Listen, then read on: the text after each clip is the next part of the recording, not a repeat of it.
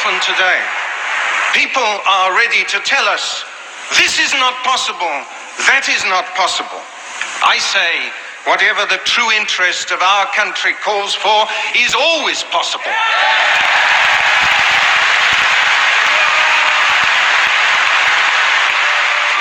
For the first time on television, we've assembled the recorded fragments of speech to better understand Powell's argument. In this country, in 15 or 20 years' time, the black man will have the whip hand over the white man. Powell claimed the most incendiary remarks were quotations from concerned constituents. But he knew how controversial the speech was going to be. Well, I can already hear the chorus of execration. How dare I say such a horrible thing? How dare I stir up trouble and inflame feelings by repeating such a conversation? My answer is that I do not have the right not to do so. Powell saw himself as a radical visionary, more in tune with the feelings of the masses than with his colleagues. Enoch Powell had the gift of prophetic utterance. He had the gift of language and of mind to make prophetic statements from the mountain, which people listened to. Those whom the gods wish to destroy, they first make mad. He was a curiously intense man. Certainly a loner, certainly highly intelligent, certainly very confident of his own views and with deeply held views, and very determined that they should be heard. There was, in that sense, something of a missionary about him. Powell was a conviction politician. He'd already resigned from a previous Conservative government over economic policy. He was somebody who took a point, elaborated it, and was led by it to its own implied conclusion. And as a philosopher, I admire that. That's the way one should think if one's interested in truth. But if one's interested in persuading people, then of course that might be a mistake. People are often frightened by logic. They're frightened by the truth also. We must be mad. Literally mad as a nation to be permitted the annual inflow of some 50,000 dependents who are, for the most part, the material of the future growth of the immigrant-descended population. It is like watching a nation busily engaged in heaping up its own funeral pyre. How can you fetch more in when you haven't got enough housing, enough schools, the National Health Service is going to pot over them? This is why we're doing it, because Enoch Powell spoke the truth, and he's been sacked for it.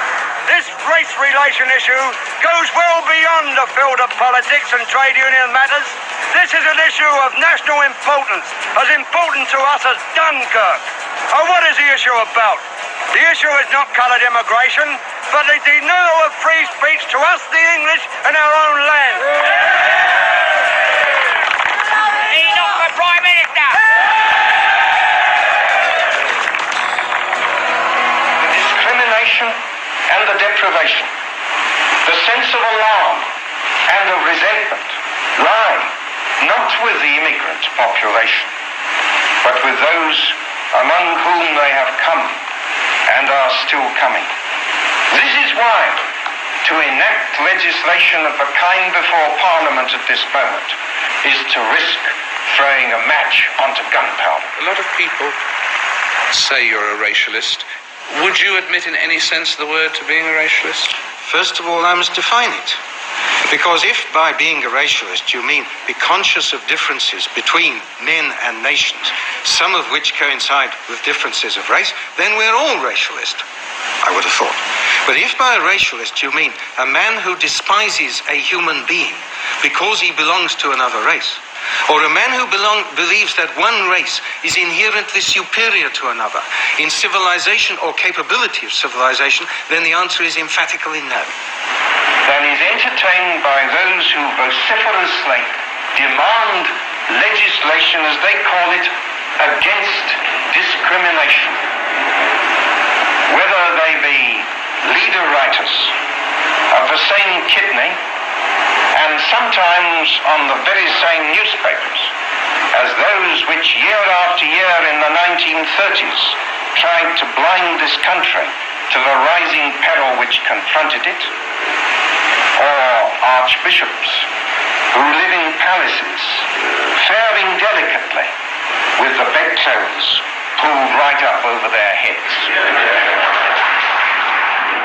By 1970, 2 years after his speech, Powell's future hung in the balance. The Labour Prime Minister, Harold Wilson, called a general election. If the Tories lost, Powell could challenge Heath for leadership of the party.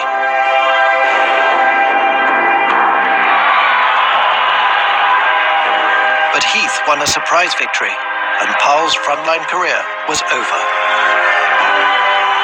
Many people are asking, where does Enoch Powell go from here?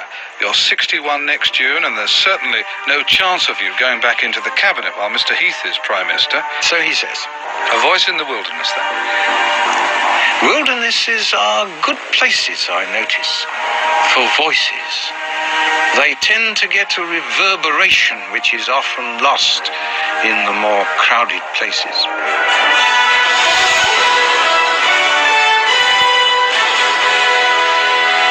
Good evening. Politicians and former colleagues have been paying tribute to Enoch Powell.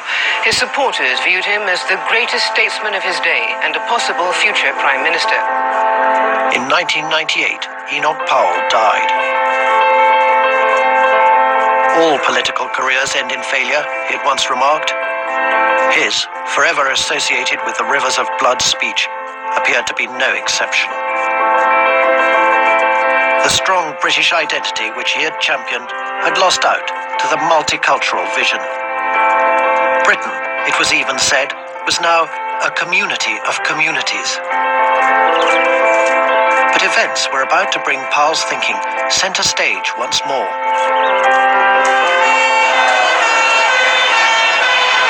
The rioting lasted for over 7 hours. At times, hundreds of Asian youths were hurling bricks and petrol bombs at the police. Officers were shocked by the rage and the ferocity of the fighting. In 2001, Asian men, mainly Muslims, rioted in Oldham, Bradford and Burnley. They claimed they were racially provoked and economically disadvantaged. Those whom the gods wish to destroy, they first make mad.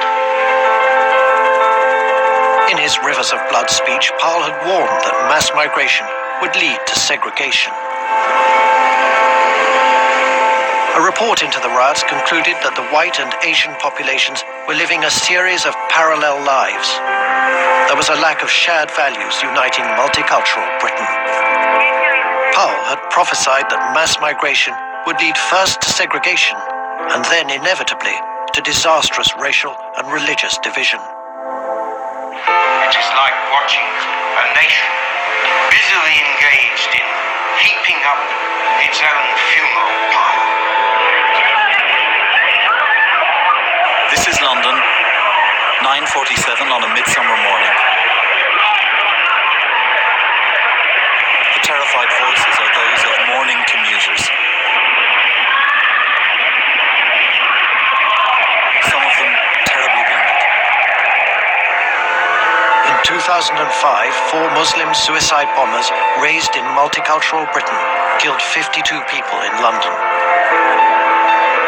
Your democratically elected governments continuously perpetuate atrocities against my people all over the world, and your support of them makes you directly responsible. We are at war, and I'm a soldier. Now you too will taste the reality of this situation. Powell would have, I think, said that this was an inevitable consequence of what he was warning about. That if you have such large numbers of people from another culture coming to this country that they cannot possibly integrate, then they will go their own way. The fact we have all these tensions, to my mind, justifies exactly what Powell said. The word on the street is apprehension. The word on the street is that people are leaving if they can. If you look at the composition of people going, it's because they don't actually like largely what's happening to this country. The sense of alarm and of resentment lie not with the immigrant population, but with those among whom they have come and are still coming.